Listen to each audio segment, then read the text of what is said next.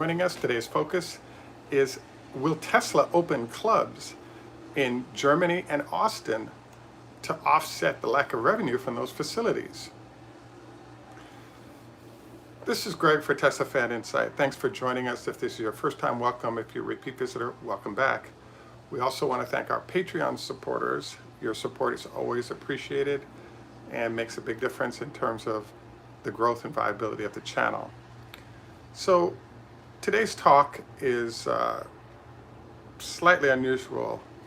We on weekends usually do a review of what happened the past week and what happens the coming week in terms of forecasts.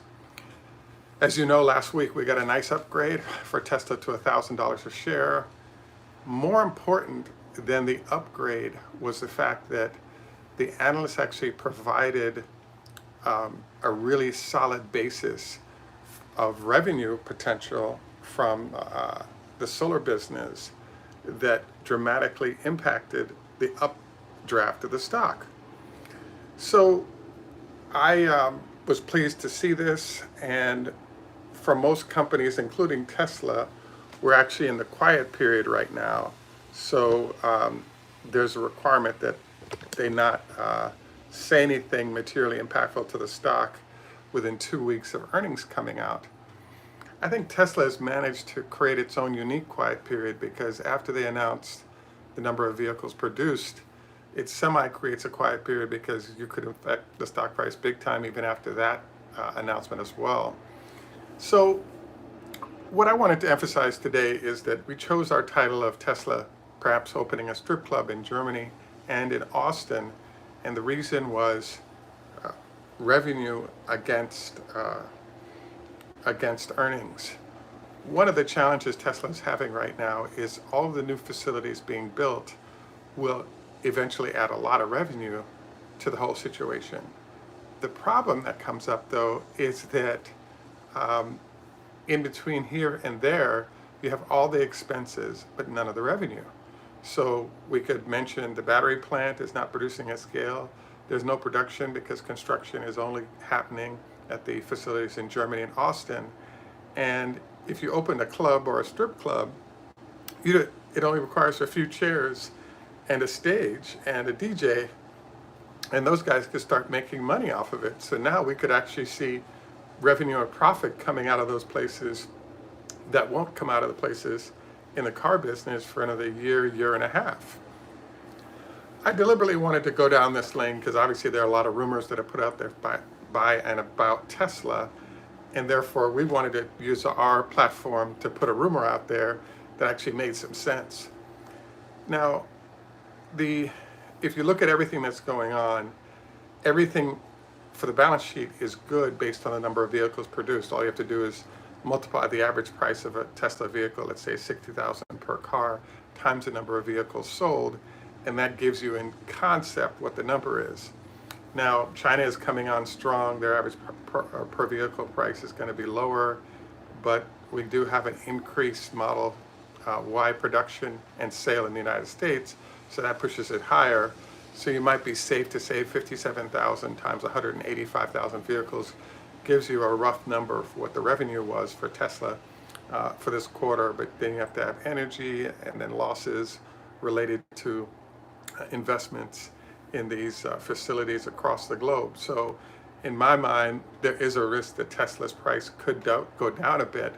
The risk is that they end up with better than expected revenue because the average per vehicle price of Ys are higher, but miss on earnings because all those facilities that are being built are not generating any profit yet.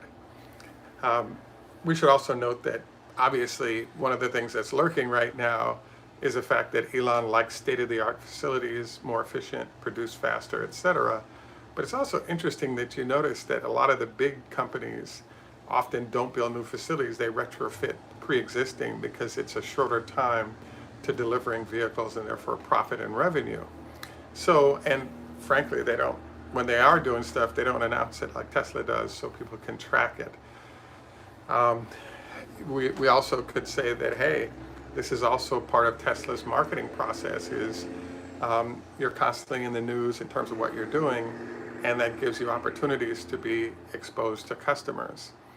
Now, to get into last week's review again, nice push of the stock price. We actually got a short squeeze as the price moved up, and the price moved up further, and then institutions started buying as well. There seemed to be a lot of institutions that hadn't got their positions set up for Tesla, and therefore were trying to get that position and didn't want the price to run away from them. And I believe they were probably surprised of the, drop from about 790 to 721 on the low for the week. Now, another data point of the week that we saw and that we want to look at over the next couple of weeks is covered calls.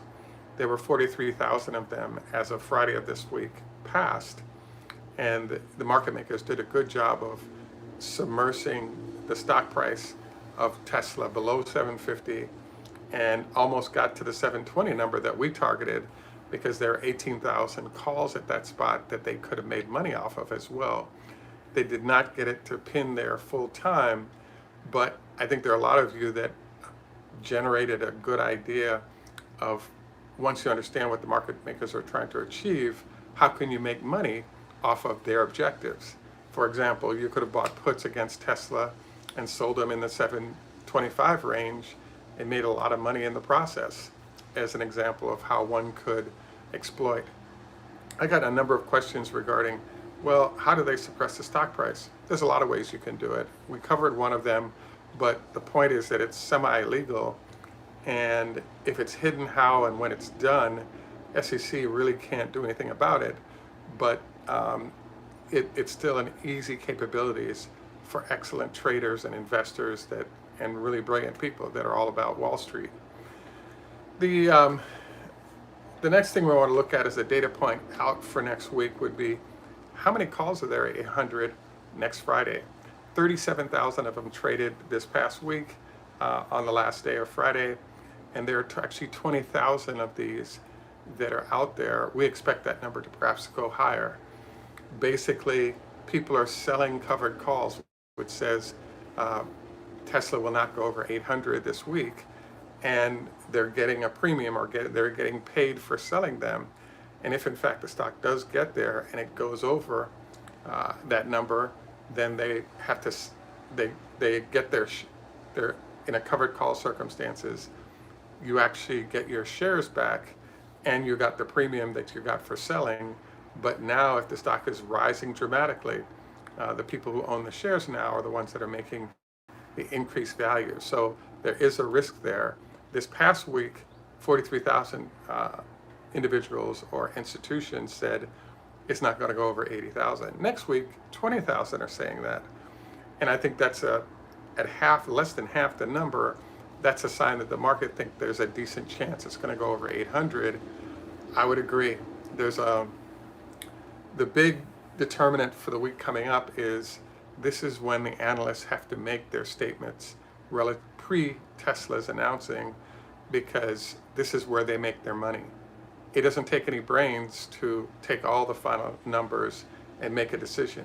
It takes a lot of know-how and brain power to actually anticipate what the company is going to do revenue and profit-wise, and then do upgrades based on that before it hits. So I would say that at this point, the bulk of the folks out there are sort of concentrated on the bulk of the folks out there are sort of concentrated on the fact that, hey, we already know what generally what the revenue number is. The only question is, might there be unexpected numbers? For example, there might be, as of July of this year, Volkswagen is going to have to start paying for EV admissions fees in China that they previously didn't have to do. We also have dates coming up for when underselling numbers of EVs in Europe are going to draw a financial penalty as well, and Tesla is likely to benefit from those also. So one of the, hey, this could be a boost for the stock, is Tesla gets more money from entities not able to build and sell EVs as it is for those credits. So there may be revenue unexpecteds. The second unexpected is, are there expenses that are unexpected that result in lower overall earnings, and that puts some question mark about where the company is at and potentially hurts or lowers the stock.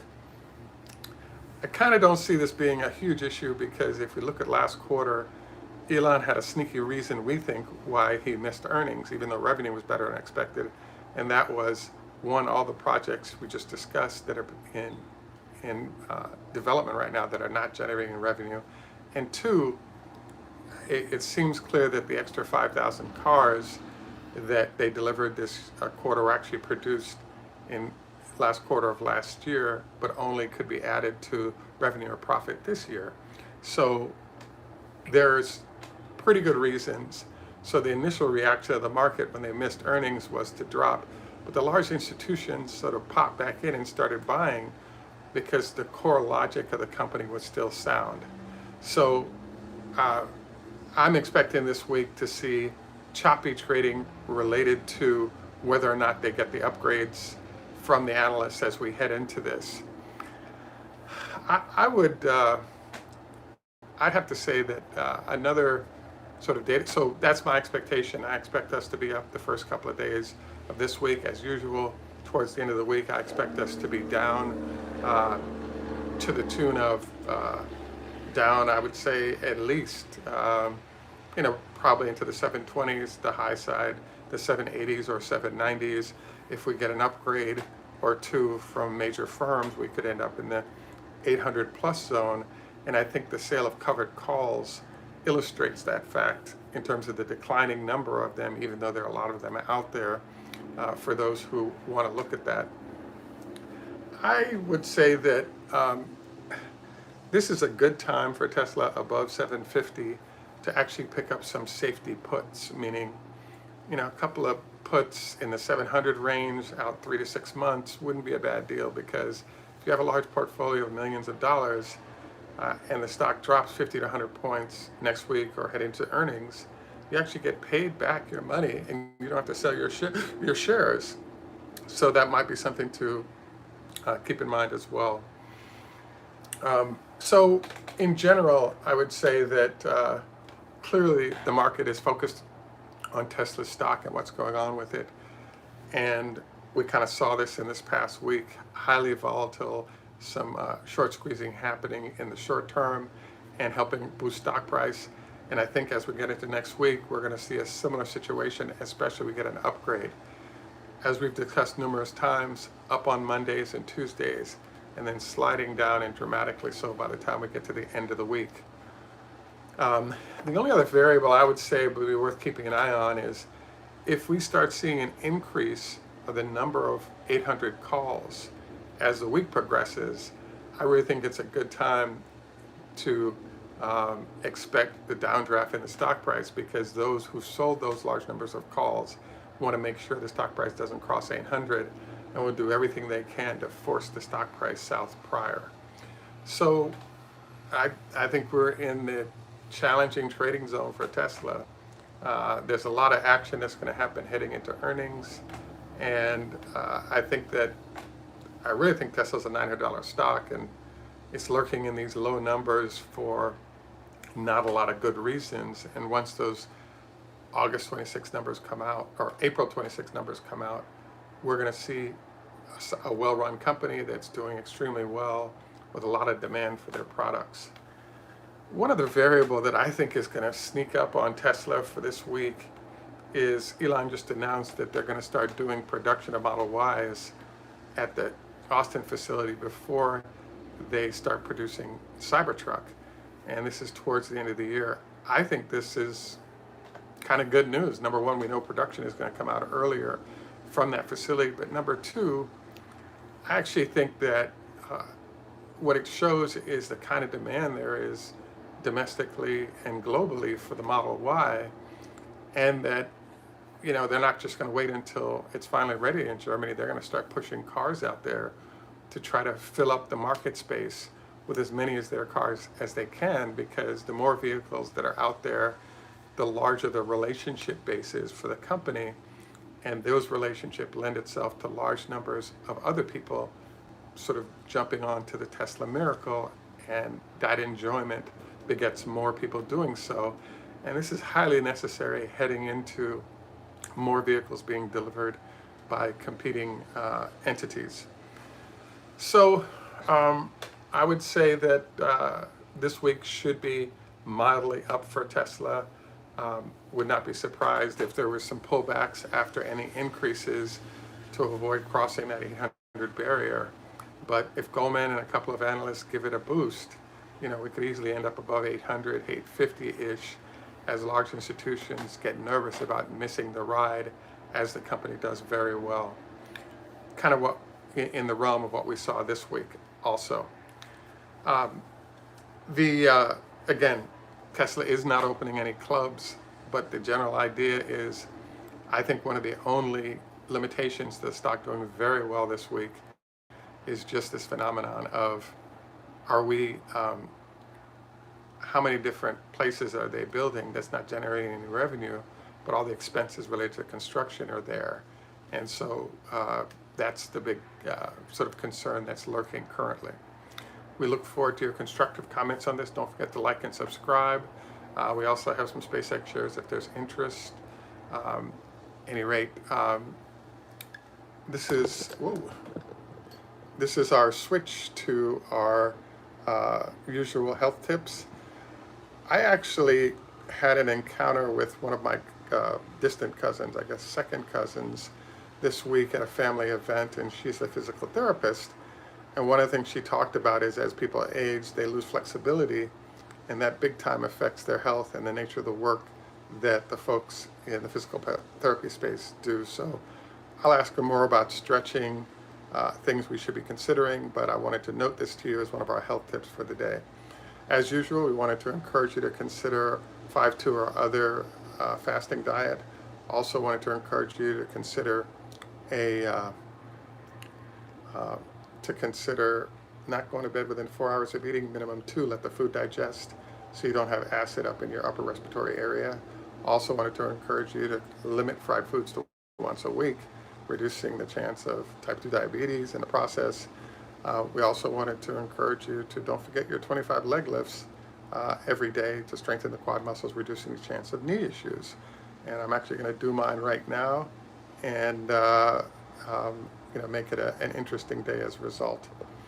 Any rate, I know you were hoping to go to the Tesla strip club, but I'm sorry, ain't going to exist. But you can get the idea of revenue challenges on the profit side can be impactful. This is Greg for Teslafaninsight. Tschüss, German, au revoir, French, Lehithro, Hebrew, Choda, Hafez, Farsi, Strazvice, Russian, Ni Hao Ma, Chinese, Hey Do, Swedish, good day, our friends in Australia. And in Jamaica, we say, enough respect, walk good. Please sign up on Patreon for better daily trade information and charts. Have a great day. Bye now.